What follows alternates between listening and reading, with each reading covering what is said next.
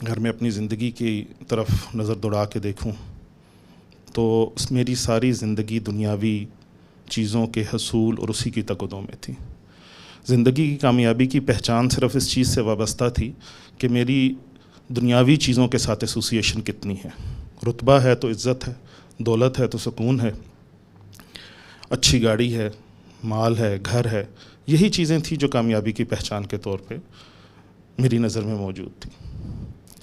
اور اچھے یا برے کی تمیز نہیں تھی، صرف یہ تھا کہ کسی چیز میں فائدہ کتنا ہے اور نقصان کتنا ہے. ایک چھوٹا سا اس سلسلے میں یہ واقعہ بیان کر دوں کہ مجھے ایک ہی دن 2 اپوائنٹمنٹ کے لیٹرز ملے، ایک CSS کلیئر کرنے کا اور ایک PTV میں جاب کا. تو میں نے PTV میں جاب کو صرف اس لیے سلیکٹ کیا CSS کو چھوڑ کے کہ وہاں پہ CSS سے 5 گنا زیادہ تھی، اور وہاں CSS میں مجھے شاید 5 سال جب تک کہ میں پروبیشن پہ تھا وہی پے ملنی تھی اور یہاں اسے دگنی ہو جانی تھی. تو میں نے صرف اپنا فائدہ اور نقصان دیکھا، کسی اچھی یا بری چیز کو نہیں کیا. اور عقل کے اور لاجک کے جتنے بھی ہتھیار تھے ان کے ساتھ لیس ہو کے میں چلتا رہا. PTV میں آیا، جو اکیڈمی کلیئر کی، تو سینٹر پہ جوائننگ میں نے بابو جی کو دی. بابو جی جنرل مینیجر تھے. میری ڈیوٹی بابو جی نے ہمارے ایک سینئر پروڈیوسر کے ساتھ لگا دی جو VIP شوز کے پروڈیوسر تھے اور میوزک کا کام کرتے تھے. 1.5 سال بعد وہ جب ریٹائر ہوئے تو وہ ذمہ داری میرے ہی حوالے کر دی گئی. تو میں جو پہلے ہی اپنی خود پسندی، خود پرستی کے اندر ڈوبا ہوا تھا، اتنی ینگر ایج کے اندر اتنی بڑی ذمہ داری ملنے پہ تو وہ ستیہ ناس سے سوا ستیہ ناس ہو گیا. دوسروں کو ڈانٹنا، غصہ کرنا، اپنے آپ کو دوسروں سے برتر سمجھنا، اس طرح کی تمام بیماریاں میرے اندر پہلے سے زیادہ بڑھنا شروع ہو گئیں. پھر ایک روز یہ ہوا کہ اسی طرح کی ایک VIP اسائنمنٹ کے اوپر میں اور بابو جی گاڑی میں جا رہے تھے، پچھلی سیٹ پہ بیٹھے ہوئے تھے. تو اچانک بابو جی نے مجھ سے پوچھا کہ سورہ فاتحہ میں ہے کہ اہدنا الصراط المستقیم، اس کا کیا معنی ہے؟ تو وہ جو کتابوں میں عموماً لکھا تھا میں نے وہی سنا دیا کہ ہمیں سیدھے راستے پر چلا. تو بابو جان نے پوچھا کون سا سیدھا راستہ؟ یہ فیصل ایونیو کا جو سیدھا پریزیڈنسی میں جا رہا ہے، یہ سیدھا راستہ ہے؟ یا وہ موٹر وے ہے کہ بڑی سیدھی سی ہے؟ وہ یہ اس راستے کی بات ہے. تو میری جو کتابی علم تھی اس کے اندر تو یہ چیز موجود ہی نہیں تھی. تو ساتھیوں نے کہا کہ اس کا مطلب یہ ہے کہ ہمیں سیدھا اس راستے پر لے جا.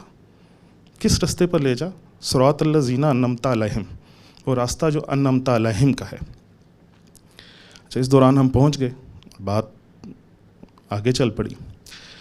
اب وہ جو بات بابو جی نے مجھے اس وقت کہی کہ انعمت علیہم کا راستہ ہے اور اس پہ چلنا ہے، تو وہ میرے ذہن میں کہیں چپک گئی. میں نے اس پہ سوچنا شروع کیا تو پتہ چلا کہ یار آج تک تو میں اس راستے پہ گامزن تھا جو شیطان کا راستہ تھا. جب شیطان نے اللہ سے یہ کہا تھا کہ مجھے قیامت تک کی چھوٹ دی جائے تاکہ میں تیرے بندوں کو بھٹکا سکوں، تو میں تو ان بندوں میں ہوں جو کہ شیطان کے راستے پہ چلتے رہے. بابو جی، یہ پہلی پہچان تھی جو مجھے آپ سے عطا ہوئی کہ میں نے اس راستے کو پہچان لیا کہ جس راستے پہ میں گامزن تھا وہ راستہ گمراہی کا راستہ ہے.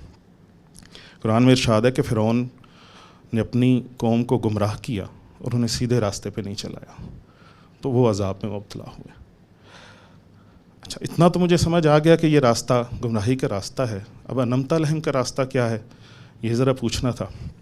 بابو جی چونکہ جنرل مینیجر تھے، جنرل مینیجر ایک اچھی خاصی بڑی پوسٹ ہوتی ہے، پورے پروونس کو چلاتا ہے، تو بڑا مشکل تھا بابو جی کے پاس پہنچنا بھی. تو ہم نے کچھ دوستوں کے ساتھ بابو جی کے پاس بیٹھنا شروع کیا شام کو. کچھ عرصے بعد میں نے ان سے پوچھا کہ بابو جی وہ انعمت علیہم کا تذکرہ کیا تھا آپ نے، تو اس کو ذرا تھوڑا ایکسپلین کیجیے. تو بابو جی نے وہ حدیث سنائی کہ یہ وہ لوگ ہیں جس کے بارے میں حضرت صلی اللہ علیہ وسلم نے کہا کہ میری صدری کے نیچے ہیں اور ان کو میرے اور میرے دوستوں کے علاوہ کوئی نہیں پہچانتا. یہ ان کا راستہ ہے کہ جن کے ساتھ چلیں گے، جن کے پیچھے چلیں گے تو آپ کو کامیابی ملے گی. اب یہ میری دوسری پہچان تھی کہ وہ راستہ نہیں ہے، وہ اولیاء الامر ہیں جن کے ساتھ چلنا ہے، جن کو فالو کرنا ہے. جس راستے پر موسیٰ اپنی قوم کو بچا کے سمندر سے پار لے گئے، اسی راستے پہ فرعون اپنے لاہ و لشکر اور اسباب کے ساتھ ڈوب گیا. تو پتہ یہ چلا کہ راستہ نہیں بچاتا، رہبر بچاتا ہے. تو جو رہبر ہوگا، مرشد کامل ہوگا، اس کے پیچھے آپ چلیں گے تو آپ کی بچت ہے، ورنہ راستہ آپ کو نہیں بچا سکے گا.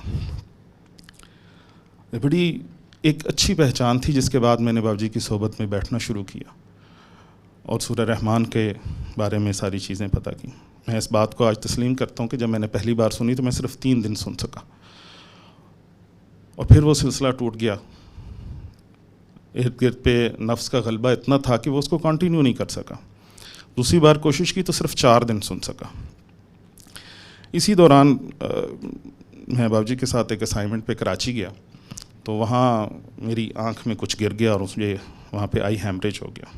وہ اتنا برا ہوا کہ مجھے ڈاکٹرز نے کہا کہ اگر آپ کا 3 سے 4 گھنٹے کے اندر اس کو آپریٹ نہ کیا تو آپ کی بینائی ضائع ہو جائے گی. خیر انہوں نے فوری طور پہ کچھ انجیکشنز وغیرہ لگائے لیکن وہ ٹھیک نہیں ہو سکی اور وہ ریکرنگ اٹیکس تھے، بار بار ہو رہے تھے. ہر 10 سے 15 دن بعد وہ دوبارہ جتنی کیپلریز تھیں وہ پھٹ جایا کرتی تھیں.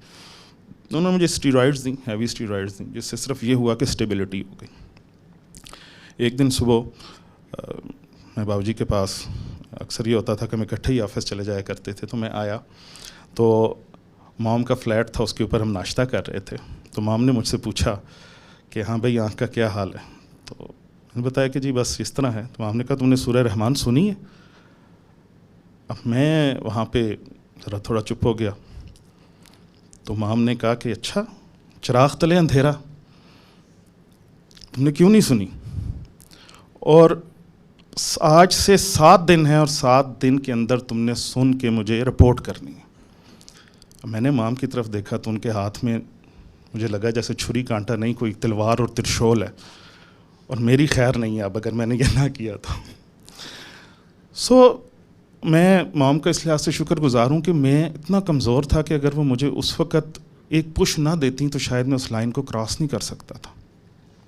انہوں نے وہ مجھے انرجی دی، وہ قوت دی کہ میں دروازے کے اس پار چلا گیا. سورہ رحمان سنی اور اس کے فیض کی بدولت یہ ہوا کہ میری وہ آنکھ جس کا ڈاکٹروں کو سمجھ ہی نہیں آتی تھی کہ یہ کیوں ہو رہا ہے بار بار، وہ ٹھیک ہو گئی. اور ایسی ٹھیک ہوئی کہ وہ آج تک مجھے دوبارہ کسی ڈاکٹر کے پاس جانے کی ضرورت نہ پڑی.